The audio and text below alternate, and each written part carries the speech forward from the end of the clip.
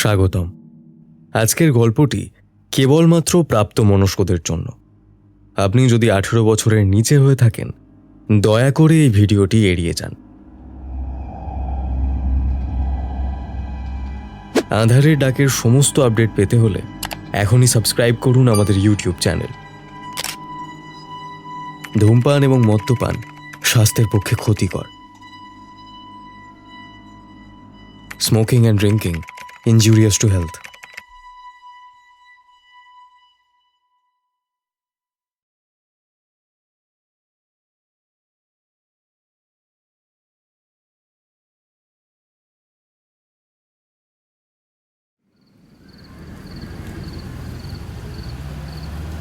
সময় রাত 11:15।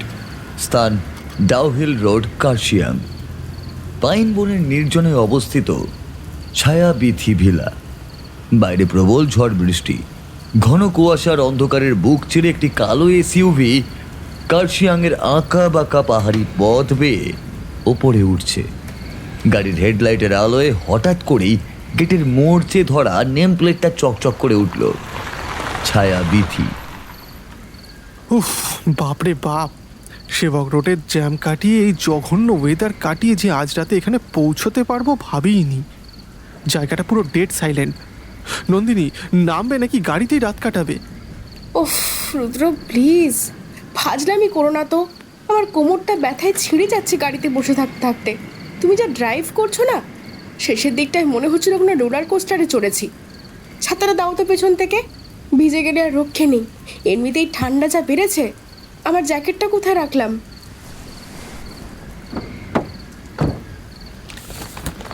রুদ্র পেছনের সিট থেকে ছাতাটা নিয়ে দরজা খুলে বাইরে বের হয়। শীতল বাতাসের ঝাপটা তার মুখে লাগে। সে দ্রুত গিয়ে নন্দিনীর দিকের দরজাটা খুলে ছাতাটা ধরে। আরে জ্যাকেট তো গায়েই আছে, এত ভুলো মন হলে চলবে? এসো, হাতটা ধরো। যা কাদা হয়েছে, সাবধানে নামবে। বাপরে কি ঠান্ডা রুদ্র! তুমি শিওর তো এই জায়গায় গিজার আর রুম হিটার ঠিকঠাক আছে? নাহলে আমি কিন্তু বরফে জমে যাব। পরে কিন্তু আর হানিমুন করা যাবে না। উফ, জায়গাটা বড্ড বেশি নির্জন না? কেমন একটা গা ছমছমে ভাব। আশেপাশে তো কোনো বাড়ি ঘরও দেখছি না। আরে ধুর, নির্জন বলেই তো এলাম। কলকাতা শহরে কি আর একটু প্রাইভেসি পাওয়া যায়? আর তাছাড়া হানিমুন ট্রিপে গা ছমছমে ভাব থাকাটা রোম্যান্টিক, তাই না? ভয় পেলে আমাকে জড়িয়ে ধরবে, সিম্পল। নন্দিনী চোখ পাকিয়ে রুদ্রর বাহু আঁকড়ে ধরে। তারা বারান্দায় উঠতেই পুরনো কাঠের সদর দরজাটা ক্যাঁচ ক্যাঁচ শব্দ করে খুলে যায়। তারা দুজনেই কিছুটা ভিজে যায়।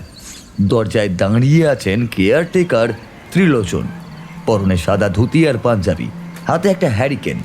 যদিও বারান্দায় লাইট জ্বলছে। আসুন বাবু, আসুন।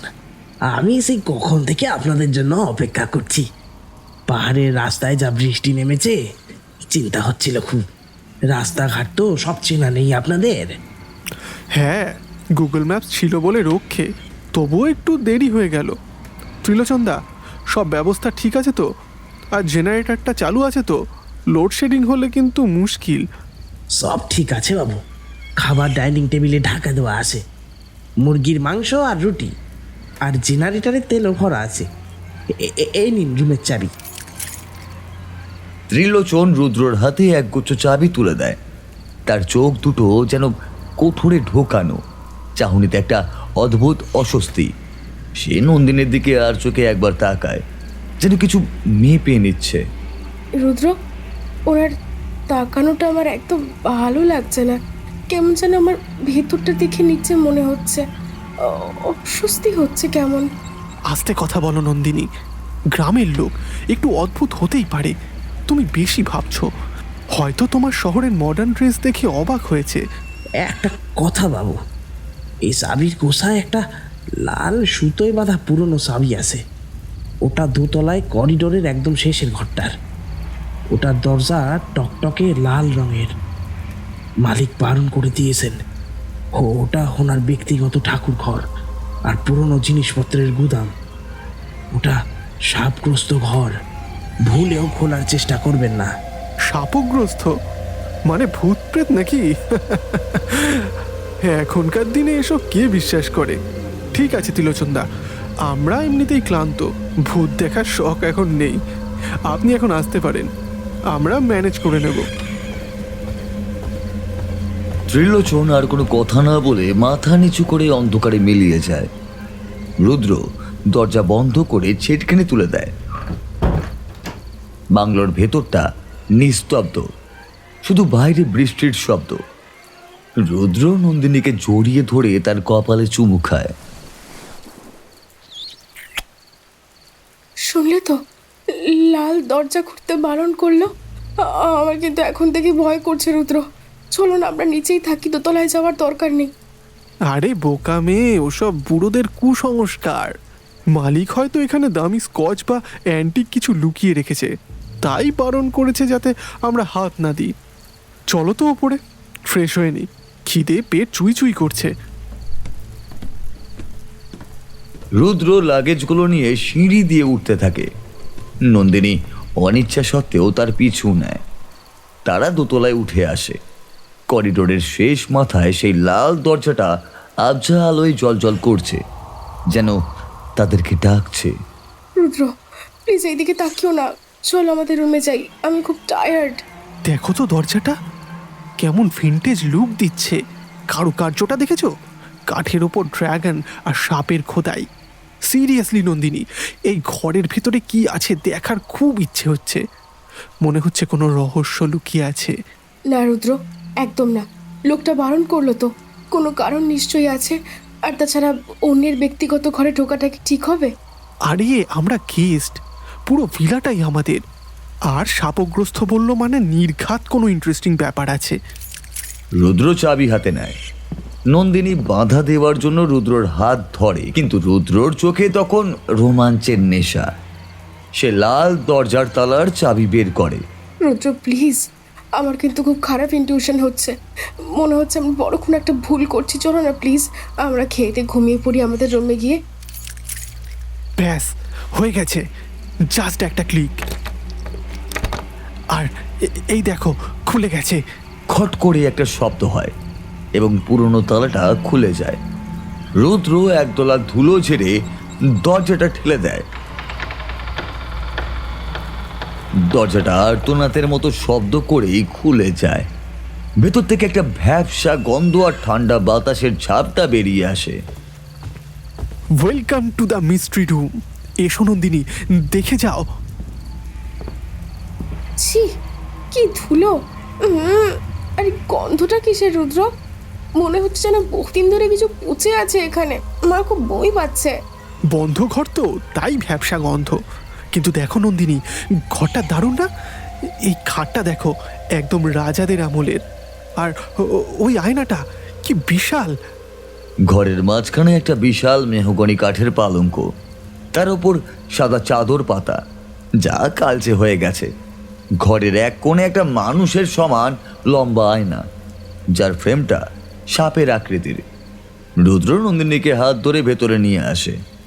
রুদ্র, আমার শীত করছে। চলো এখান থেকে যাই। ঘরটা কেমন যেন একটা মনে হচ্ছে। কেউ তাকিয়ে আছে আমার দিকে। প্লিজ রুদ্র, এখানে থেকো না। কেউ নেই সোনা, শুধু আমরা দুজন। আর শীত করছে, দাঁড়াও আমি গরম করে দিচ্ছি তোমায়। বাইরের ঝড়ের দাপট যেন তাদের শিরা উপশিরাতেও ছড়িয়ে পড়েছে। রুদ্র নন্দিনীকে প্যাঁচা কোলা করে ধুলো মাখা রাজকীয় পালঙ্কেই ছুঁড়ে দেয়। নন্দিনীর হালকা ভেজা শাড়ি তার শরীরের প্রতিটি ভাঁজের সাথে লেপ্টে আছে, যেন দ্বিতীয় চামড়া। রুদ্রর চোখে তখন আদিম ক্ষুধা। সে নন্দিনীর পায়ের কাছে হাঁটু গেড়ে বসে। রুদ্র, বিছানাটা বড্ড ঠান্ডা গো। তোমার চোখ দুটো মনে হচ্ছে আমাকে গিলে খাবে। গিলে তো খাবই। সারাদিন ধরে তোমার এই ভিজে শরীরের দিকে তাকিয়ে নিজেকে আটকে রেখেছি। আর না নন্দিনী, আজ এই নিষিদ্ধ ঘরেই তোমার সবটুকু আমার করে নিতে চাই। 3 বছর রিলেশনে ছিলাম, এখন আর অপেক্ষা করতে পারছি না। রুদ্র নন্দিনীর ভেজা শাড়ির কুঁচি ধরে একটা হ্যাঁচকা টান মারে। শাড়িটা শরীর থেকে খসে গিয়ে মেঝেতে পড়ে যায়। নন্দিনী এখন শুধু ব্লাউজ আর পেটিকোটেই। রুদ্রর হাত নন্দিনীর ফর্সা মেধহীন পেটের ওপর দিয়ে সাপের মতো এঁকে বেঁকে ওপরে উঠতে থাকে। নন্দিনী শিউরে ওঠে, তার নাভি মূল কেঁপে ওঠে রুদ্রর স্পর্শে। রুদ্র, তোমার হাতগুলো কি করছো? তোমার নাভিটা, বৃষ্টির জল জমে আছে এখানে, দেখতে পাচ্ছ? রুদ্র মাথা নিচু করে। সে নন্দিনীর নাভিতে জমে থাকা বৃষ্টির ফোঁটাটুকু খেয়ে নেয়। নন্দিনী বিদ্যুৎ পৃষ্ঠের মতো কেঁপে ওঠে। সে রুদ্রর ভেজা চুলগুলো খামচে ধরে নিজের দিকে টান দেয়, যেন সে কোনো স্বাদের সন্ধান করছে। রুদ্র, ওভাবে না, আমার পাগল করে দিচ্ছ, আমি আর নিতে পারছি না। মাত্র তো শুরু জান, তোমার হার্টের ধুকপুকুনি আমি এখন থেকে শুনতে পাচ্ছি। রুদ্র এবার নন্দিনীর উপরে চলে আসে। তার ভারী শরীরের চাপে নন্দিনী বিছানায় গেঁথে যায়। রুদ্রর দাঁত নন্দিনীর গলার নরম চামড়ায় গেঁথে যায়। সে আলতো করে কামড়াতে শুরু করে। নন্দিনী যন্ত্রণা মিশ্রিত সুখে গোঙাতে থাকে। রুদ্রর হাত নন্দিনীর বাকি ড্রেস ছিঁড়ে ফেলার মতো করে খুলে দেয়। আস্তে, কামড়িও না রুদ্র, আমার বাকি কাপড়টা সরিয়ে দাও, আমি তোমার ছোঁয়া চাই। নন্দিনীর হুকুমে রুদ্র আরো হিংস্র হয়ে ওঠে। বাকিটুকু কাপড় সরে যেতেই নন্দিনীর বাইরে বিদ্যুতের আলোয় তা চকচক করছে। রুদ্র এক মুহূর্তের জন্য থমকে যায়, যেন কোনো ভাস্কর্য দেখছে।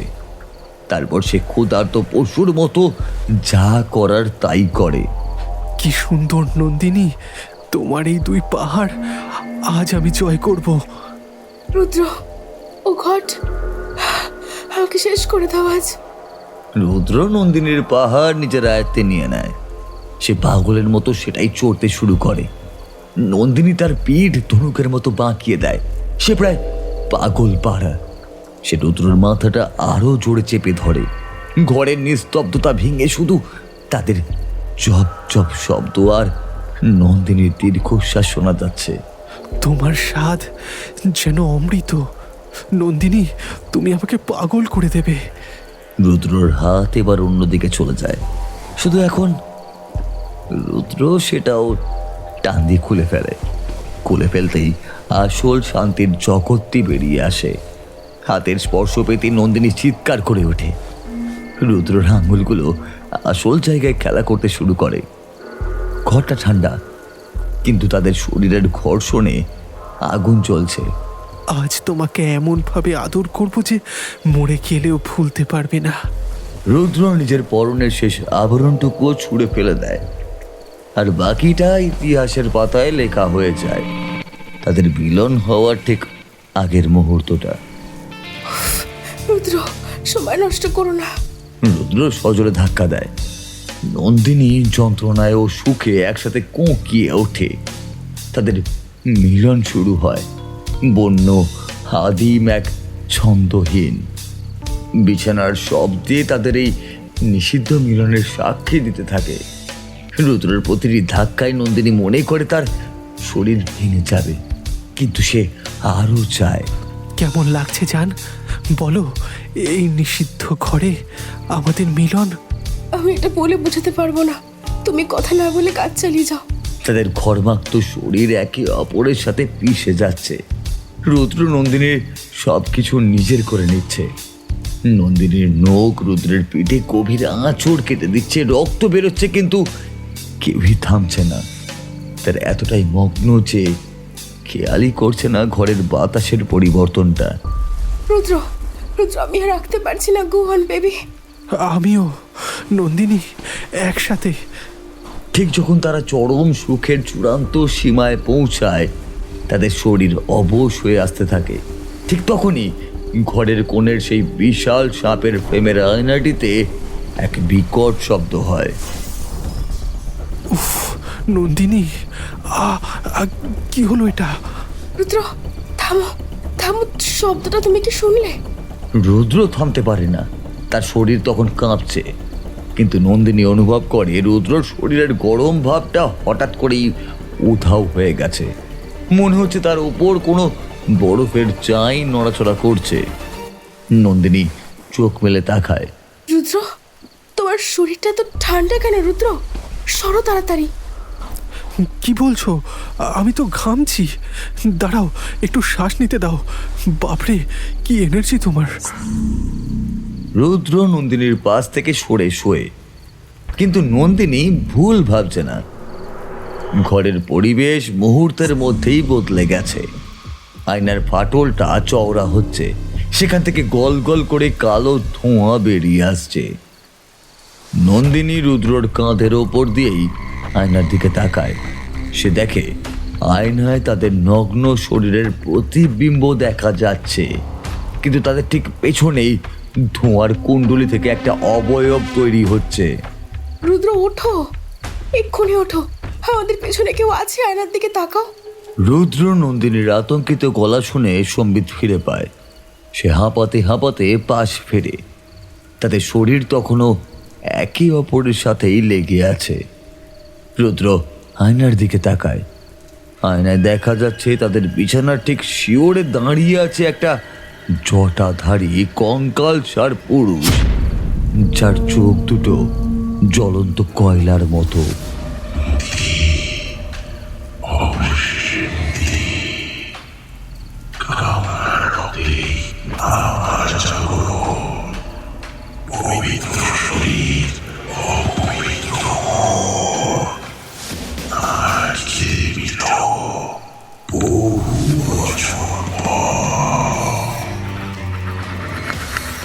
নন্দিনী, ওটা কে? ও আমাদের দিকে ওভাবে তাকিয়ে আছে কেন? আর আর ও হাসছে কেন? আমি বলেছিলাম রুদ্র, আমি বারণ করেছিলাম, তুমি শুনলে না। এখন কি হবে?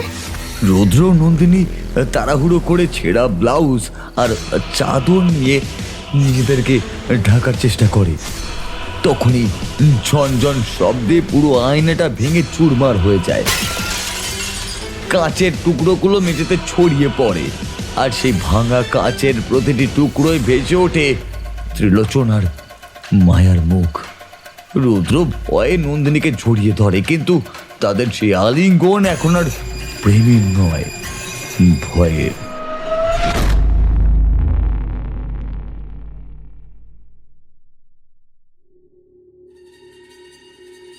পরদিন সকাল 8:30 নাগাদ গত রাতের সেই বিভীষিকাময় ঘটনার পর রুদ্র আর নন্দিনী লাল ঘর থেকে পালিয়ে নিজেদের বুক করা বেডরুমে গিয়ে আশ্রয় নিয়েছিল। ভোরের আলো ফুটলেও নন্দিনীর চোখের আতঙ্ক কাটেনি। রুদ্র অবশ্য পুরো বিষয়টাকে মনের ভুল আর জার্নির ক্লান্তি বলেই উড়িয়ে দিয়েছে। সে এখন ফ্রেশ হয়ে বাগানে দাঁড়িয়ে পাহাড়ের কুয়াশা দেখছে। নন্দিনী তখন দোতলার বারান্দায় দাঁড়িয়ে, হাতে কফির মগ, তার দৃষ্টি রুদ্রর দিকেই। কি ওয়েদার ইয়ার! কলকাতায় ভ্যাপসা গরমের পর এই হাওয়াটা জাস্ট অমৃত। নন্দিনী, ও নন্দিনী, নিচে নেমে এসো না। ব্রেকফাস্টের আগে একটু হেঁটে আসি। পাইন বনের গন্ধটা দারুণ লাগছে। তুমি যাও রুদ্র, আমার শরীরটা ভালো লাগছে না। কাল রাতের ওই ইনসিডেন্টের পর আমার মাথাটা কেমন ভারী হয়ে আছে। আর তুমি এত রিল্যাক্সড হয়ে কি করে আছো বলো তো? ওই আয়নাটাকে এক্ষুনি ভেঙে ফেলো। উফ নন্দিনী, আবার শুরু করলে? ওটা পুরনো কাঁচ ছিল, বাতাসের চাপে ভেঙেছে। আর আমরাও তো একটু বেশি ওয়াইল্ড হয়ে গেছিলাম। খাট নড়ে হয়তো কিছু একটা লেগে ভেঙেছে। ছাড়ো নাও সব, নিচে এসো। রুদ্র সিগারেটে একটা লম্বা টান দিয়ে ধোঁয়াটা কুয়াশার সাথেই মিশিয়ে দেয়। ঠিক তখনই বাগানের পেছনের কটেজ থেকে, যার নাম মেঘমল্লার, সেখান থেকে একটা নারী ধীর পায়ে বেরিয়ে আসে। তার নাম মায়া। পরনে স্লিভলেস শিফন শাড়ি, যা পাহাড়ি হাওয়ায় তার শরীরের সাথে লেপ্টেই আছে। ও হাই, গুড মর্নিং। নতুন গেস্ট মনে হচ্ছে। কাল রাত্রে আপনাদের গাড়ি ঢোকার আওয়াজ পেয়েছিলাম। ও হ্যালো, হ্যাঁ আমরা কাল রাতেই এসেছি। আমি রুদ্র, আর ওপরে আমার স্ত্রী নন্দিনী। আপনি কি এখানেই থাকেন? আমার নাম মায়া, পাশের কটেজটায় থাকি। মাঝে মধ্যে আসি যখন শহরটা বড্ড কোলাহলপূর্ণ মনে হয়, তবে জায়গাটা খুব একটা সেফ না। জানেন তো, বিশেষ করে রাত বাড়লে এখানকার হাওয়া মানুষের মন বদলে দেয়। মায়ার গলার স্বরটা খুব নিচু আর মাদকতাময়। সে রুদ্রর খুব কাছে এসে দাঁড়ায়। রুদ্রর নাকে একটা তীব্র বুনো ফুলের গন্ধ আসে, যা মায়ার শরীর থেকেই আসছে। রুদ্র একটু অস্বস্তি বোধ করলেও মায়ার চোখের দিকে তাকিয়ে আর চোখ সরাতে পারে না। মন বদলে দেয় কেন? ভূত প্রেত আছে নাকি? আসলে কাল রাতে আমাদের কেয়ারটেকারও অদ্ভুত সব গল্প শুনিয়েছিল। ভূত? না না, ভূতের চেয়েও ভয়ঙ্কর হলো মানুষের অবদমিত ইচ্ছেগুলো। আচ্ছা রুদ্রবাবু, আপনার সিগারেট কি একটা এক্সট্রা হবে? আমারটা না শেষ হয়ে গেছে। শিওর, নিন। রুদ্র প্যাকেট থেকে একটা সিগারেট বের করে মায়ার দিকে বাড়িয়ে দেয়। মায়া সিগারেটটা নেওয়ার সময় ইচ্ছা করেই তার আঙুলগুলো রুদ্রর হাতের তালুতে ছোঁয়ায়। মায়ার হাতটা বরফের মতো ঠান্ডা, কিন্তু সেই স্পর্শে রুদ্রর শরীরের ভেতর থেকে একটা বিদ্যুতের স্রোত বয়ে যায়। Thank you. বাহ, আপনার হাতটা বেশ গরম তো। প্যাশন খুব বেশি আপনার মধ্যে, তাই না? কাল রাত্রে ঝড় বৃষ্টির মধ্যেও আপনাদের ঘরের আলো কিন্তু অনেকক্ষণ জ্বলছিল, আমি খেয়াল করেছিলাম। মানে হ্যাঁ, আসলে জার্নির পর ঘুম আসছিল না। আপনি আপনি কি জেগেছিলেন? মায়া সিগারেটে টান দিয়ে ধোঁয়াটা রুদ্রর মুখে খুব কাছ দিয়ে ছাড়ে। তার ঠোঁটের কোণে একটা রহস্যময় হাসি। সে রুদ্রর শার্টের কলারটা ঠিক করে দেওয়ার ভান করে তার ঘাড়ের কাছে হাত রাখে। রুদ্রর মনে হয় সে যেন সম্মোহিত হয়ে যাচ্ছে, সে আর নড়তে পারছে না। আমি খুবই কম ঘুমাই রুদ্র, আমি জাগতে বেশি পছন্দ করি, কারণ স্বপ্নের চেয়ে বাস্তব অনেক বেশি মজাদার। আপনার স্ত্রী খুব লাকি, এমন হ্যান্ডসাম হাজব্যান্ড পেয়েছে। তবে সাবধানে রাখবেন, পাহাড়ি সুন্দর জিনিসের উপর অনেকের নজর পড়ে কিন্তু। আপনি আপনি কি ভয় দেখাচ্ছেন নাকি ফ্লার্ট করছেন? দুটোই হতে পারে। আচ্ছা চলি, পরে দেখা হবে। কফি খেতে আসবেন আমার কটেজে, একা মনে রাখবেন কিন্তু। মায়া চোখের পলকে একটা অদ্ভুত ইশারা করে, নিজের কটেজের দিকে চলে যায়। রুদ্র বোকার মতো দাঁড়িয়ে থাকে, তার বুকের ভেতরটা ধপ ধপ করছে। দূর থেকে বারান্দায় দাঁড়িয়ে নন্দিনী পুরো দৃশ্যটা দেখছে। তার মনে সন্দেহের বীজ বোনা হয়ে গেছে। মায়ার স্পর্শ আর রুদ্রর ওইভাবে দাঁড়িয়ে থাকাটা তার আর মোটেই একদম ভালো লাগেনি। রুদ্র কার সাথে কথা বলছিল এতক্ষণ? আর মেয়েটা তোমার গায়ে ভাবে হাত দিচ্ছিল কেন? আরে কেউ না, প্রতিবেশী মহিলা সিগারেট চাইছিলেন। তুমি বড্ড সন্দেহ করো নন্দিনী, নামো তো এবার। এইভাবেই দুপুর 1:30 হয়ে যায়। বাইরে আকাশ কালো করে আবার মেঘ জমেছে। ডাইনিং হলের আলোটা বেশ কম, পুরনো ঝাড়বাতির কয়েকটা বাল্ব ফিউজ। ত্রিলোচন টেবিল সাজাচ্ছে, রুদ্র আর নন্দিনী খেতে বসেছে। নন্দিনীর মুড অফ, সে চুপচাপ হয়েই বসে আছে। বাবু, আজ স্পেশাল দেশি মুরগির ঝোল রেঁধেছি আর গরম ভাত। হ্যাঁ, পাহাড়ে জল হাওয়ায় খিদে বেড়ে যায়, ভালো করে খেয়ে নেবেন। বাহ, গন্ধটা তো দারুণ বেরিয়েছে ত্রিলোচনদা। নন্দিনী, প্লেটটা এগিয়ে দাও। তুমি তো কাল থেকে কিছুই ঠিকঠাক খাওনি। আমার খিদে নেই রুদ্র, আর এই ঘরটা আমার কিরকম গুমোট লাগছে, মনে হচ্ছে এক্ষুনি দম বন্ধ হয়ে আসবে। আমরা কি বাইরে কোথাও গিয়ে লাঞ্চ করতে পারি না? গ্লেনারিস বা কেভেন্টার্স? উফ, আবার শুরু করলে? ত্রিলোচনদা এত কষ্ট করে রাঁধলো, খেয়ে দেখো না।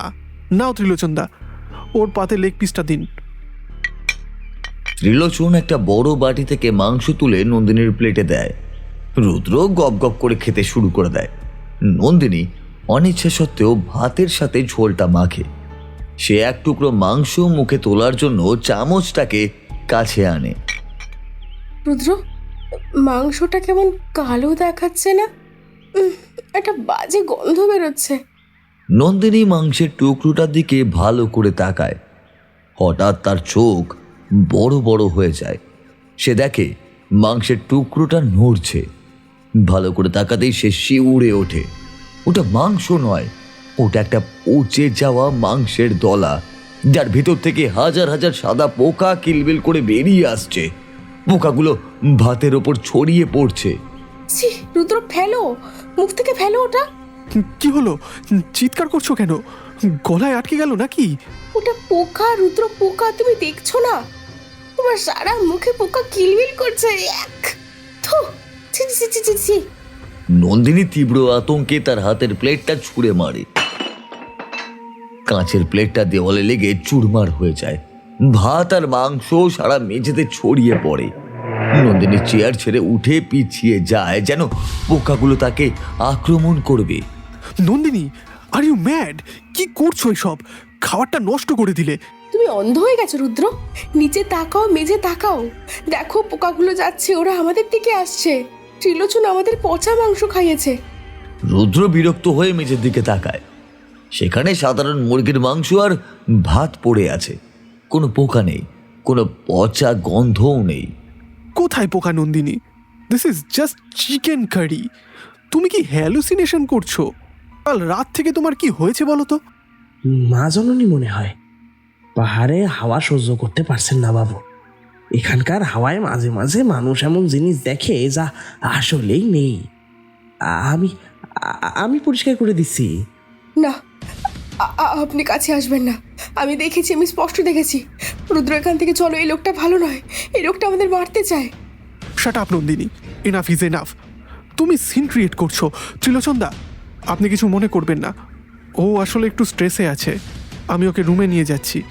ত্রিলোচন মেজের খাবার পরিষ্কার করতে করতে আর চোখে নন্দিনীর দিকে তাকায়।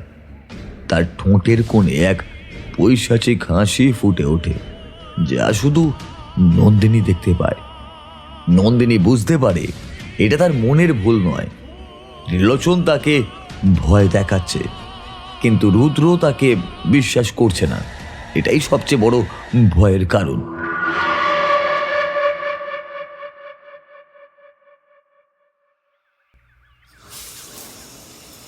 বিকেল 5টা, দোতলার অ্যাটাচ বাথরুম। বিকেলের দিকে তাদের ঝগড়াটা একটু থামে। রুদ্র নিজেকে শান্ত করার জন্য শাওয়ার নিতে ঢোকে। নন্দিনী বেডরুমে শুয়ে আছে, হয়তো ঘুমিয়ে পড়েছে বা মরার মতোই পড়ে আছে। বাথরুমে গরম জলের ভাপে আয়নাটা ঝাপসা হয়ে গেছে। রুদ্র শাওয়ারের নিচে দাঁড়িয়ে, জলের ফোঁটা তার পেশিবহুল শরীর বেয়ে নামছে। তার মনে এখন নন্দিনীর পাগলামি আর সকালে দেখা মায়ার সম্মোহনী চাহনি, দুটো মিলিয়ে এক অদ্ভুত জগা খিচুড়ি অবস্থা। নন্দিনীটা দিন দিন সাইকো হয়ে যাচ্ছে, কিন্তু ওই মায়া মেয়েটা, ওর চোখের চাউনিটা, উফ, কেমন যেন নেশা ধরিয়ে দেয়। নন্দিনীর মধ্যে স্পাইকটা কোথায় হারিয়ে গেল? সকালে মায়া যেভাবে আমার হাত ধরলো। রুদ্রর হাত নিজের শরীরের ওপর দিয়ে চলে। সে কল্পনায় মায়ার স্পর্শ অনুভব করার চেষ্টা করে। হঠাৎই সে বাথরুমের ফ্রস্টেড গ্লাসের দরজার ওপাশে একটা ছায়া দেখতে পায়। কে একজন দরজার ঠিক ওপাশেই দাঁড়িয়ে আছে। ছায়াটা দেখে মনে হচ্ছে কোনো নারী, গায়ে তোয়ালে বা শাড়ি জড়ানো। নন্দিনী, তুমি? ছায়াটা কোনো উত্তর দেয় না, শুধু দরজার কাঁচে নখ দিয়ে আঁচড় কাটার মতন একটা শব্দ হয়, খস খস খস। রুদ্র ভাবে নন্দিনী হয়তো ঝগড়া মিটিয়ে রোম্যান্স করতে এসেছে। তার মনে সুপ্ত কামনার উদ্রেক হয়। কাম অন বেবি, ভেতরে এসো, দরজা খোলা আছে। রাগ করে আছো কেন? আমি তো শুধু তোমার ভালো চেয়েছিলাম। ছায়াটা আর নড়ছে না। রুদ্র শাওয়ার বন্ধ করে। সে তোয়ালেটাকে কোমরে জড়িয়ে ভেজা পায়ে দরজার দিকে এগিয়ে যায়। তার মুখে দুষ্টু হাসি। কি হলো, লজ্জা পাচ্ছ? ওয়েট, আমি আসছি। রুদ্র এক ঝটকায় বাথরুমের দরজাটা খুলে ফেলে। সে আশা করেছিল নন্দিনীকে দেখতে পাবে, কিন্তু দরজা খুলতেই তার মুখের হাসি মিলিয়ে যায়। করিডোর সম্পূর্ণ ফাঁকা, কেউই নেই, না নন্দিনী না অন্য কেউ। নন্দিনী, কোথায় গেলে? আমি তো দেখলাম তুমি দাঁড়িয়েছিলে। রুদ্র করিডোরে উকি মারে, বেডরুমের দিকেও তাকায়। বেডরুমে নন্দিনী গভীর ঘুমে আচ্ছন্ন, কম্বল মুড়ি দিয়ে শুয়ে আছে। তার নিঃশ্বাসের শব্দ এখান থেকেও শোনা যাচ্ছে। তাহলে দরজার উপাশে কে ছিল? রুদ্রর কপালে ভাঁজ পড়ে। সে বিভ্রান্ত হয়ে বাথরুমে আবার ফিরে আসে এবং দরজা বন্ধ করে দেয়। ধুর, আমারও কি নন্দিনীর মতো হ্যালোসিনেশন হচ্ছে নাকি? বড্ড স্ট্রেস যাচ্ছে। রুদ্র বেসিনের আয়নার সামনে দাঁড়ায় মুখ ধোয়ার জন্য। আয়নাটা পুরো বাষ্পে ঢেকে আছে। সে হাত দিয়ে বাষ্পটা মুছতে যাবে, ঠিক তখনই সে থমকে যায়। সে দেখে বাষ্পের ওপর কেউ আঙুল দিয়ে কিছু একটা লিখে রেখেছে। লেখাটা তাজা, জলও গড়িয়ে পড়ছে। তুমি শুধুই আমার। হোয়াট দ্য হেল, এটা কে লিখলো? নন্দিনী তো ঘুমোচ্ছে। রুদ্র ভালো করে লেখাটার দিকে তাকায়। বাথরুমের আলোয় লেখাটা চকচক করছে। সে আঙুল দিয়ে লেখাটা স্পর্শ করে। তার আঙুলে চটচটে কিছু একটা লাগে। সে আঙুলটা চোখের সামনেই আনে। ওটা জলময়, ওটা ঘন লাল রক্ত। রক্ত! শিট! নন্দিনী, নন্দিনী ওঠো! রুদ্র হৃদস্পন্দন বেড়ে যায়। সে দ্রুত তোয়ালে দিয়ে হাত মুছতে যায়, কিন্তু দেখে তোয়ালেতেও রক্তের দাগ। সে আবার আয়নার দিকে তাকায়। লেখাটা ধীরে ধীরে মিলিয়ে যাচ্ছে না, বরং আয়নার ভেতর থেকে আরো রক্ত গড়িয়ে পড়তে শুরু করেছে, যেন আয়নাটা নিজেই রক্তাক্ত হয়েছে। কে কে আছো এখানে? এটা ফানি নয়, একদম ফানি নয়। রুদ্রর হুঙ্কারে বেডরুম থেকে নন্দিনীর ঘুম ভেঙে যায়। সে দৌড়ে বাথরুমে আসে। কি হয়েছে রুদ্র? চেঁচামেচি করছো কেন? দেখো, আয়নায় দেখো, কে লিখেছে এটা? আর রক্ত এলো কোথা থেকে? নন্দিনী আয়নার দিকে তাকায়, কিন্তু সে সেখানে কোনো রক্ত বা লেখা দেখতে পায় না। সে দেখে শুধু বাষ্প মাখা একটা সাধারণ আয়না। কি দেখবো রুদ্র? আয়নায় তো কিছু নেই। তুমি কি জেগে জেগে স্বপ্ন দেখছিলে? নেই? তুমি অন্ধ নাকি? এই তো লেখা, তুমি শুধুই আমার, আর এই দেখো রক্ত। রুদ্র আয়নায় আঙুল রাখে, কিন্তু এবার তার আঙুলে শুধু জলই লাগে। রক্ত উধাও হয়ে গেছে, লেখাটাও আর নেই। রুদ্র নিজের হাতের দিকে তাকায়, সেখানেও কোনো রক্ত নেই। সে কি পাগল হয়ে যাচ্ছে, নাকি বাড়িটা তাদের দুজনের মনের সাথে আলাদা আলাদা করে খেলা খেলছে? রুদ্র, তোমার কি এখনো আমার মতো মনে হচ্ছে? আমি বলেছিলাম না এই বাড়িতে কিছু একটা আছে। চলো আমরা পালাই। চুপ করো নন্দিনী, কিচ্ছু নেই। হয়তো আমি ভুল দেখেছি। বাষ্পে অনেক সময় ওরকম দাগ হয়। যাও, আমাকে একা থাকতে দাও। রুদ্র নন্দিনীকে ঠেলে বের করে দেয়, কিন্তু সে জানে সে ভুল দেখেনি। রক্তটা আসলে ছিল, আর ওই হাতের লেখা, ওটা নন্দিনীর হাতের লেখা নয়। ওটা এমন কারোর লেখা যে তাকে অনেক আগে থেকেই চেনে। বাথরুমের ভেন্টিলেটর দিয়ে এক ঝলক ঠান্ডা হাওয়া ঢোকে, আর সেই হাওয়ায় ভেসে আসে মায়ার গায়ের সেই বুনো ফুলের গন্ধ।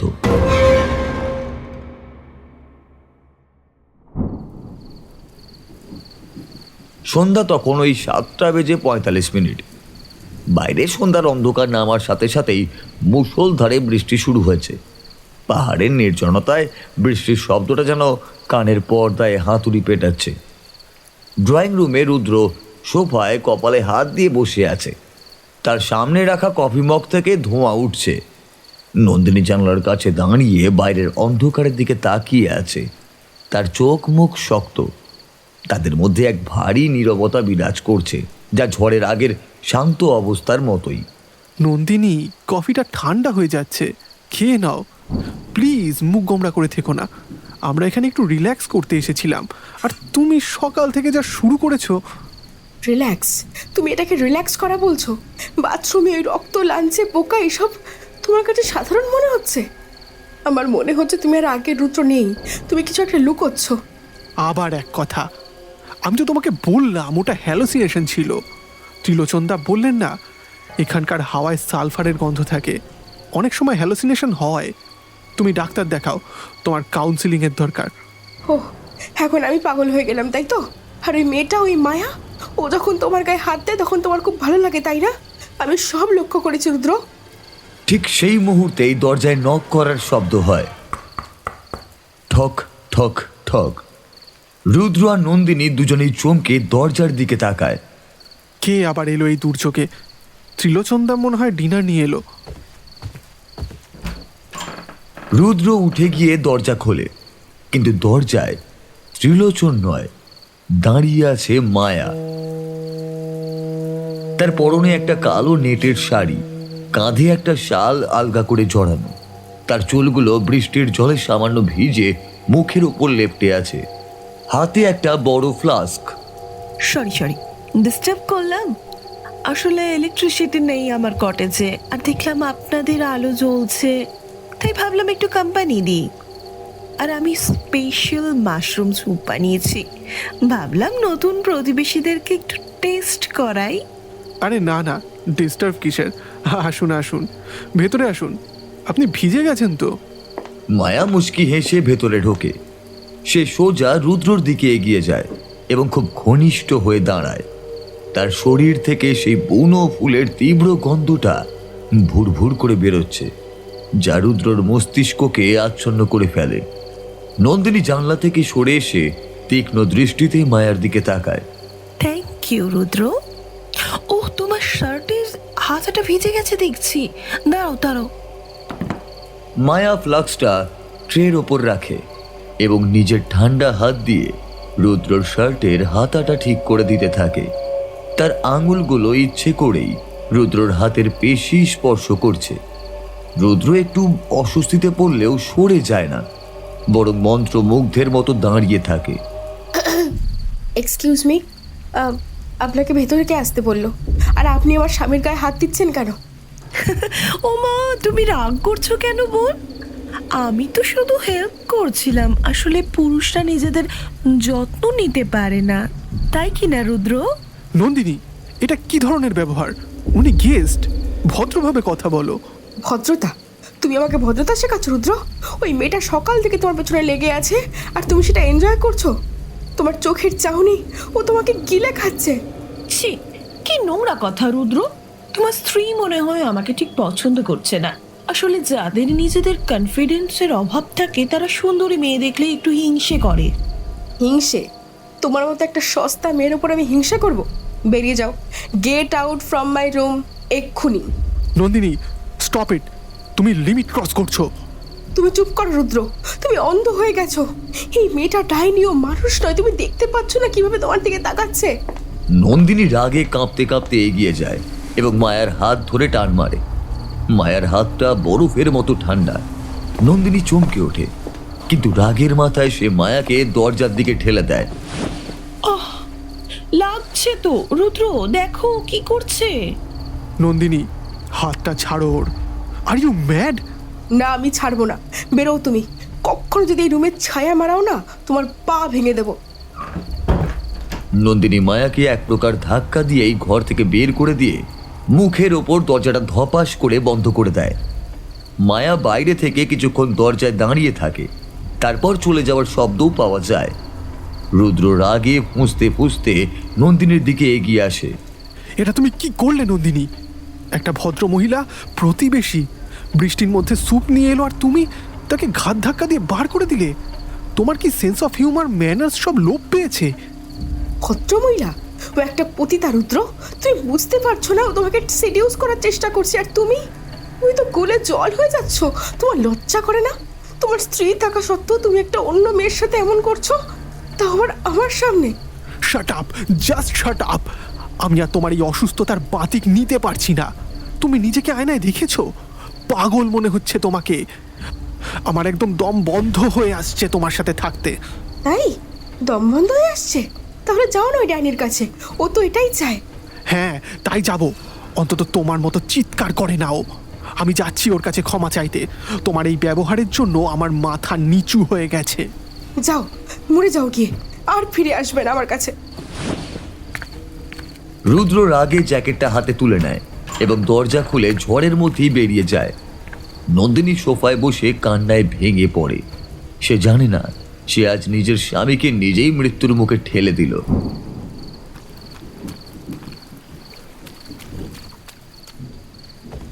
রুদ্র বৃষ্টির মধ্যে দৌড়ে মায়ার কটেজের সামনে পৌঁছায়। পুরো কটেজটা অন্ধকারে ডুবে আছে, শুধু ভেতরের একটা ঘর থেকে মোমবাতির অস্পষ্ট আলো দেখা যাচ্ছে। দরজাটা সামান্য খোলা। রুদ্রর ভিজে শরীরে ঠান্ডা লাগছে, কিন্তু তার মাথার ভেতরে রাগের আগুন জ্বলছে। সে নন্দিনীর ওপর প্রতিশোধ নিতে চায়, আর মায়ার প্রতি তার অবদমিত কামনা এখন বাঁধ ভেঙেছে। মায়া, মায়া, আমি রুদ্র, ভেতরে আসবো? প্লিজ দরজাটা খুলুন, আমি লজ্জিত। ভেতর থেকে কোনো উত্তর আসে না, শুধু একটা মিষ্টি হাসির শব্দ ভেসে আসে। রুদ্র দরজা ঠেলে ভেতরে ঢোকে। ঘরটা অদ্ভুত সাজানো, পুরনো আমলের আসবাব, দেওয়ালে অদ্ভুত সব মুখোশ ঝোলানো। বাতাসে সেই বুনো ফুল আর ফরমালিনের মতো একটু কটু গন্ধ মেশানো। রুদ্র গন্ধটা ইগনোর করে শোবার ঘরের দিকে এগিয়ে যায়। মায়া, আপনি কোথায়? আমি আসলে নন্দিনীর ব্যবহারের জন্য ক্ষমা চাইতে এসেছি। ও আসলে... রুদ্র বেডরুমে ঢুকতেই থমকে যায়। ঘরের মাঝখানে মায়া দাঁড়িয়ে আছে। তার পরনে শাড়িটা এখন মেঝেতে লুটোচ্ছে। সে শুধু ব্লাউজ আর পেটিকোট পরে আছে। তার ফিগার দেখে রুদ্র অবাক হয়ে যায়। মোমবাতির আলোয় তার ছায়াটা দেওয়ালে বিশাল দেখাচ্ছে। মায়া ধীরে ধীরে রুদ্রর দিকে ঘোরে। আমি জানতাম তুমি আসবে রুদ্র। ওই পাগল মেয়েটা তোমাকে বোঝে না, কিন্তু আমি বুঝি। তোমার শরীরে যে আগুন জ্বলছে সেটা নেভানোর ক্ষমতা ওর অন্তত নেই। মায়া, আমি আসলে... চুপ, কোনো কথা নয়, শুধু অনুভব করো। মায়া রুদ্রর কাছে এগিয়ে আসে। রুদ্রর ভেজা শার্টের বোতামগুলো মায়া একটা একটা করে খুলতে শুরু করে। রুদ্রর হাত কাঁপে, কিন্তু সে মায়াকে বাধা দেয় না। মায়ার প্রতিটি স্পর্শে রুদ্রর মনে হচ্ছে 1000 ভোল্টের শক লাগছে। মায়া রুদ্রর খালি বুকের ওপর নিজের গাল ঘষতে থাকে। মায়া, এটা ঠিক হচ্ছে না। আমি ম্যারিড। সব ঠিক, যা কিছু আনন্দ দেয় সব ঠিক। এসো, আমার কাছে এসো। মায়া হঠাৎই হিংস্র হয়ে ওঠে। সে রুদ্র ঠোঁটে নিজের ঠোঁট চেপে ধরে। এটা কোনো সাধারণ চুম্বন নয়। মায়া রুদ্রর ঠোঁট কামড়ে ধরে রক্ত বের করে দেয়। রুদ্র যন্ত্রণায় গোঙাতে থাকে, কিন্তু মায়ার জিভ সাপের মতো রুদ্রর মুখের ভেতর ঢুকে পড়ে। উফ, মায়া, এসব কি? রুদ্র মায়ার কোমরে হাত রেখে তাকে কাছে টানে, কিন্তু রুদ্রর হাতের নিচে মায়ার চামড়াটা কেমন যেন অদ্ভুত লাগছে, খসখসে, যেন স্যান্ড পেপার। আর মায়ার মুখ থেকে একটা পচা নর্দমার গন্ধ বেরোচ্ছে, যা সে এতক্ষণ সুগন্ধি দিয়ে ঢেকে রেখেছিল। চুমু খাবার সময় মায়ার লালা রুদ্রর মুখে চলে যায়। সেটা সাধারণ লালা নয়, কেমন যেন আঠালো এবং তিতকুটে, যেন পিত্তর স্বাদ। খেয়ে নাও, সবটুকু খেয়ে নাও। আমি কতদিন ধরে শুকিয়ে রয়েছি।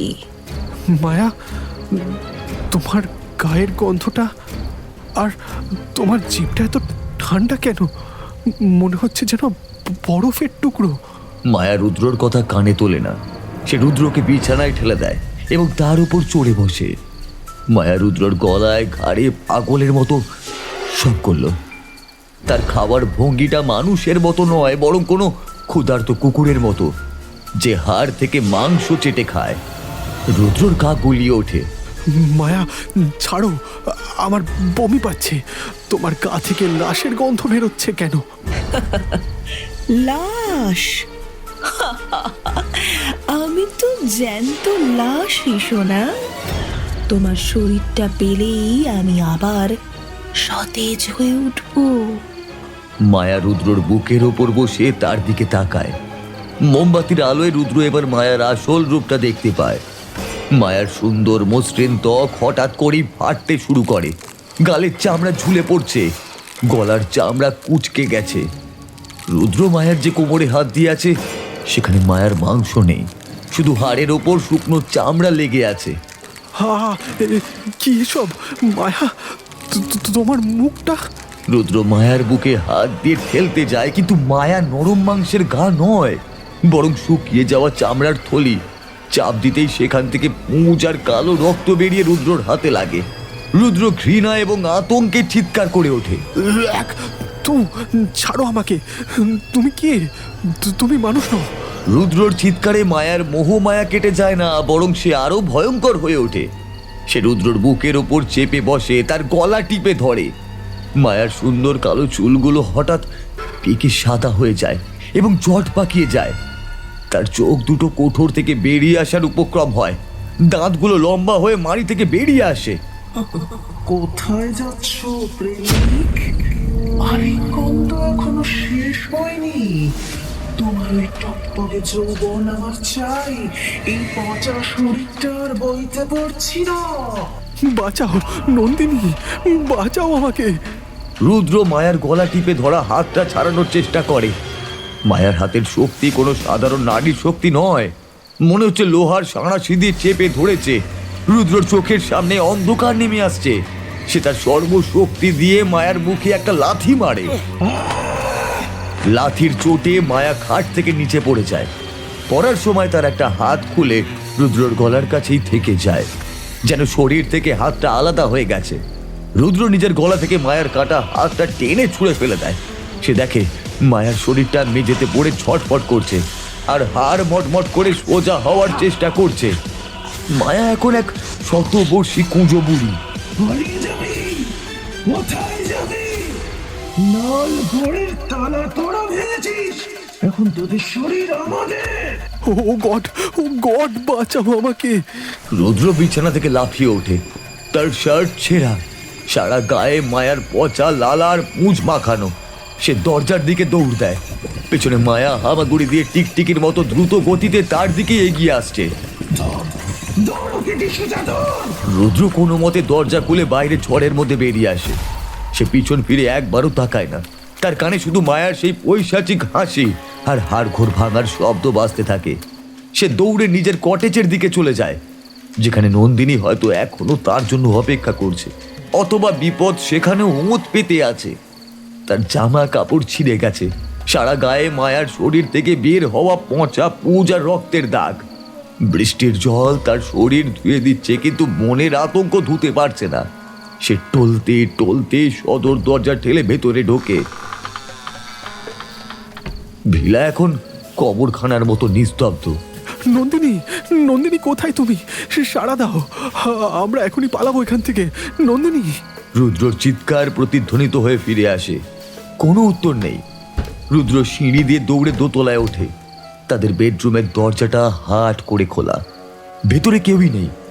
বিছানাটা অগোছালো, যেন ধস্তাধস্তি হয়েছে। আয়নার ওপর লিপস্টিক দিয়ে লেখা, অনেক দেরি হয়ে গেছে প্রেমিক। না, এটা হতে পারে না। ওরা নন্দিনীকে নিয়ে গেছে, কিন্তু কোথায়?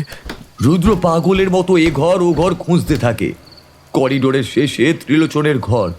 দরজাটা সামান্য ফাঁক করা, ভেতর থেকে ধূপ আর পচা ফুলের গন্ধ আসছে। রুদ্র লাথি মেরে দরজাটা পুরো খুলে দেয়। ঘরের ভেতরে ঢুকে সে যা দেখে তাতে তার পায়ের নিচের মাটি সরে যায়। এসব কি? হে ভগবান! ত্রিলোচনের ঘরের দেওয়াল জুড়ে টাঙানো শত শত সাদা কালো ছবি। 1925 সাল, 1950 সাল, 1975 সাল, 2000 সাল।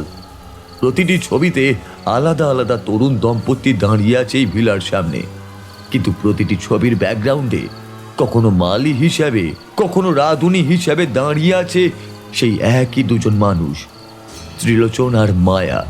তাদের বয়স বাড়েনি এক চুলো। তার মানে ওরা মানুষ নয়, ওরা অমর। কিন্তু কিভাবে? টেবিলের ওপর একটা পুরনো পুঁথি খোলা, লাল কালিতে সংস্কৃতে কিছু মন্ত্র লেখা। রুদ্র কাঁপতে কাঁপতে পাতা উল্টায়। সেখানে বাংলা হরফে একটা নোট লেখা আছে, দেহ নশ্বর কিন্তু কামনা অবিনশ্বর। প্রতি 25 বছর অন্তর অমাবস্যার রাতে যদি কোনো যুগল লাল ঘরের নিষিদ্ধ তালা ভেঙে মিলন করে, তবে তাদের সেই নিষিদ্ধ আলিঙ্গন আমাদের আত্মাকে জাগিয়ে তোলে। তাদের সেই কামনার আগুনে আমাদের জরাজীর্ণ দেহ পুড়ে ছাই হবে এবং আমরা তাদের তরুণ শরীরে প্রবেশ করব। লালঘর? তার মানে আমি আমি নিজের হাতে আমাদের মৃত্যু ডেকে এনেছি। ওই তালা ভেঙে আমি ওদের নিমন্ত্রণ জানিয়েছি। শেট শেট! হঠাৎ জানালার বাইরের গভীর জঙ্গল থেকে ঢাকের আওয়াজ আর মন্ত্রপাঠের শব্দ ভেসে আসে। রুদ্র জানালা দিয়ে তাকায়। দূরে পাহাড়ের ঢালে এক পুরনো পরিত্যক্ত মন্দিরের চাতালে আগুন জ্বলছে। রুদ্র বুঝতে পারে সময় আর নেই। সে রান্নাঘর থেকে একটা বড় মাংস কাটার ছুরি তুলে নেয় এবং অন্ধকারের বুক চিরে জঙ্গলের দিকে দৌড় দেয়।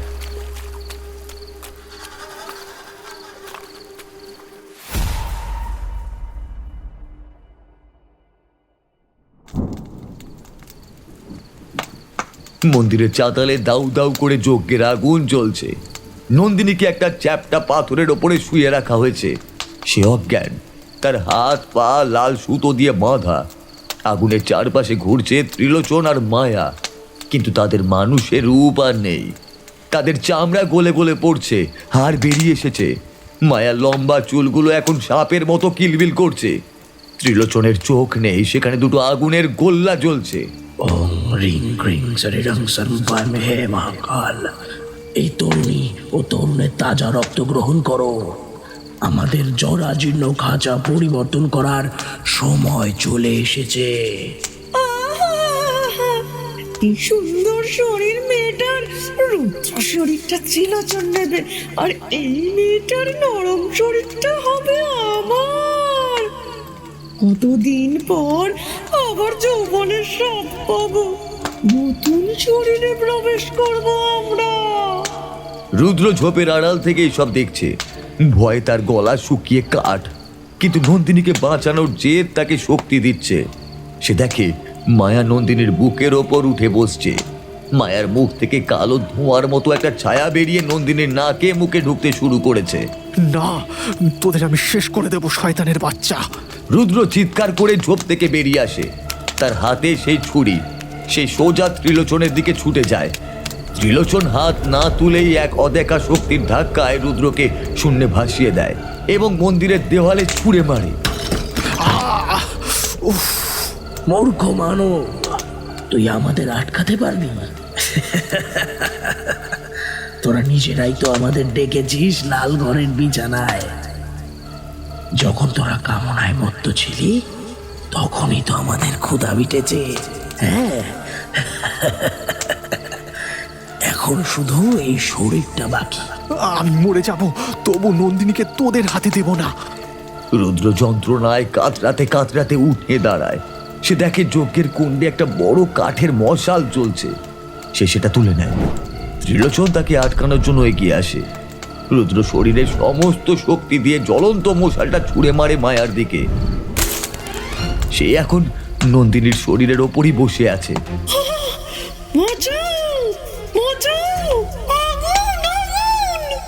মায়ার জরা জীর্ণ শরীরে আগুন লাগতেই সে দাউ দাউ করে জ্বলে ওঠে। তার শুকনো চামড়া বারুদের মতো জ্বলে যায়। মায়া যন্ত্রণায় ছটফট করতে করতে নন্দিনীর গায়ের ওপর থেকে ছিটকে পড়ে। আচারে ছন্দপতন ঘটে। ত্রিলোচন মায়াকে বাঁচাতে ছুটে যায়। মায়া না, মায়া না, জল দে, জল দে, জল, জল। এই সুযোগ রুদ্র এক লাফে পাথরের বেদিতে ওঠে। সে ছুরি দিয়ে নন্দিনীর বাঁধন কেটে দেয়। নন্দিনী অস্ফুট স্বরে গোঙাতে থাকে। সে এখনো পুরোপুরি জ্ঞান ফিরে পায়নি। রুদ্র তাকে পাঁজা কোলা করে কাঁধে তুলে নেয়। নন্দিনী, চোখ খোলো, আমি এসেছি, আমরা পালাচ্ছি। দাঁড়া, দাঁড়া, তোরা তোরা কোথাও যেতে পারবি না।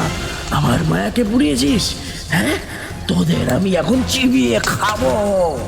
ত্রিলোচন এখন পুরোপুরি দানব। সে আগুনের কুণ্ড টপকে রুদ্রর দিকে তেড়ে আসে। রুদ্র হাতের কাছে থাকা এক কলসি ঘি ছুঁড়ে মারে ত্রিলোচনের গায়ে। আগুনের ফুলকি গিয়ে পড়ে সেই ঘিয়ে। ত্রিলোচনের শরীরেও আগুন ধরে যায়। দুই নরক খাদক এখন জীবন্ত মশাল হয়ে জ্বলছে আর চিৎকার করছে। চলে মর শয়তান! রুদ্র আর অপেক্ষা করে না। সে নন্দিনীকে নিয়ে অন্ধকারের মধ্যে দিয়েই দৌড়াতে শুরু করে। পেছনে মন্দিরে আগুন জ্বলে ওঠে আর শোনা যায় দুই অশরীরীর অভিশাপ। মুক্তি নেই, মুক্তি নেই। নিষিদ্ধ আলিঙ্গন তোরা ভুলবি না, শরীর বদল হবে, নিষিদ্ধ আলিঙ্গন তোরা ভুলবি না।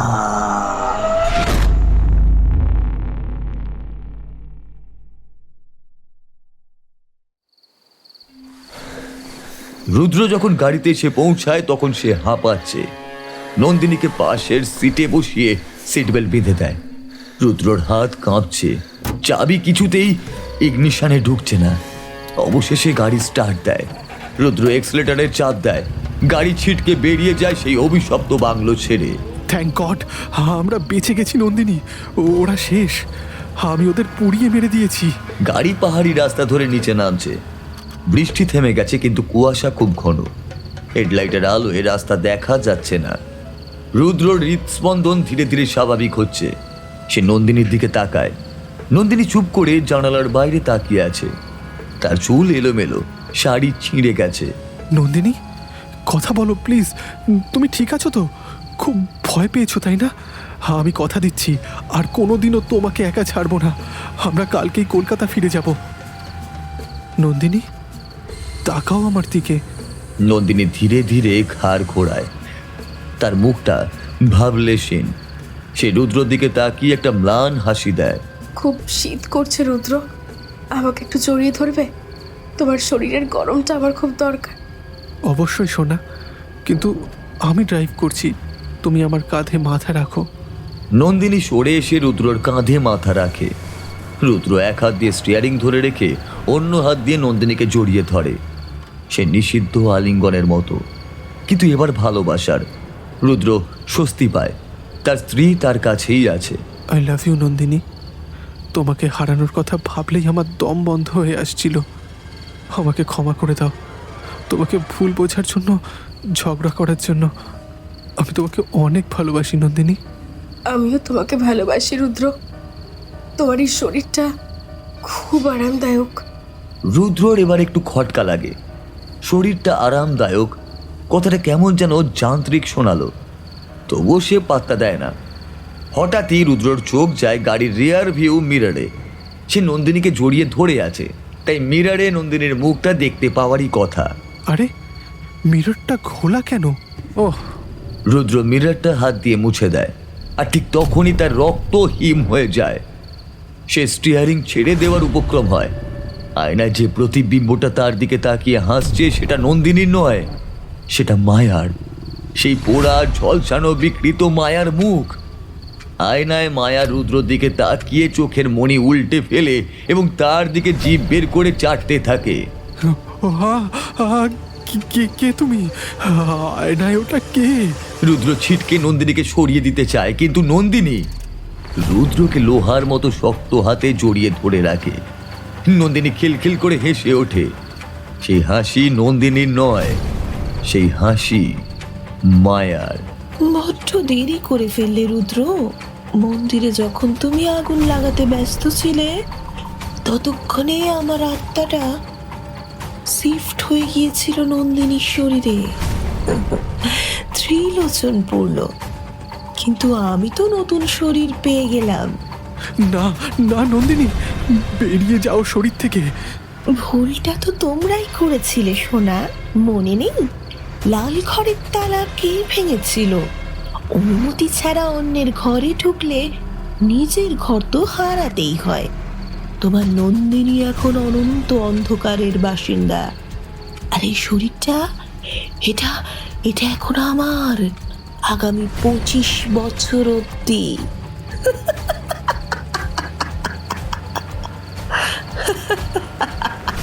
ছেড়ে দে আমাকে, আমি গাড়ি খাদে ফেলে দেবো। ফেলে দাও জান, এই শরীরটা নষ্ট হলে আমি আবার অন্য শরীর খুঁজবো। কিন্তু তুমি, তোমার পালা শেষ। ত্রিলোচনকে ফিরিয়ে আনতে একটা বলি দরকার, আর সেই বলি হচ্ছে তুমি। নন্দিনী হঠাৎই পশুর মতো হা করে। তার চোয়াল মানুষের সাধ্যের বাইরে গিয়ে খুলে যায়। সে রুদ্রর গলার নলি লক্ষ্য করে কামড় বসায়। রুদ্রর আর্তনাদ ডাউহিলের নিস্তব্ধতা ভেঙে চুরমার করে দেয়। গরম রক্ত ফিনকি দিয়ে উইন্ডশিল্ডে ছিটকে পড়ে। রুদ্রর হাত স্টিয়ারিং থেকে খসে পড়ে। গাড়ি নিয়ন্ত্রণ হারিয়ে রাস্তার পাশে রেলিং ভেঙে সোজা গভীর খাদে নেমে যায়। তার সাথে শেষ হয়ে যায় দুটি মানুষের জীবন। ভোর 4টে, গাড়িটা উল্টে পড়ে আছে, চাকাগুলো এখনো ঘুরছে, পেট্রোল লিক করে পড়ছে। ভেতরে রুদ্রর দেহটা স্টিয়ারিং এর সাথে চ্যাপ্টা হয়ে গেছে, তার চোখ খোলা, গলায় বিশাল এক ক্ষত। সে মৃত। তার ভুলের মাসুল সে দিয়েছে, কিন্তু পাশের দরজাটা ক্যাঁচ ক্যাঁচ শব্দ করে খুলে যায়। গাড়ি থেকে বেরিয়ে আসে নন্দিনী। তার কপালে সামান্য রক্ত, কিন্তু সে দিব্যি হেঁটে বেড়াচ্ছে। সে নিজের শরীরের ধুলো ছেড়ে ফেলে, তারপর গাড়ির ভাঙা কাঁচের টুকরোয় নিজের মুখটা দেখে। বাহ, নন্দিনীর এই শরীরটা বেশ শক্তপোক্ত আর বেশ সুন্দর। কি সুন্দর ফিগার, বেশ সেক্সি। আমি আবার যুবতী মেয়ে হয়ে গেলাম। আগামী 25 বছর আমার বেশ ভালোই কাটবে এবার। সে রুদ্রর মৃতদেহের দিকে তাকিয়ে একটা ফ্লাইং কিস দেয়।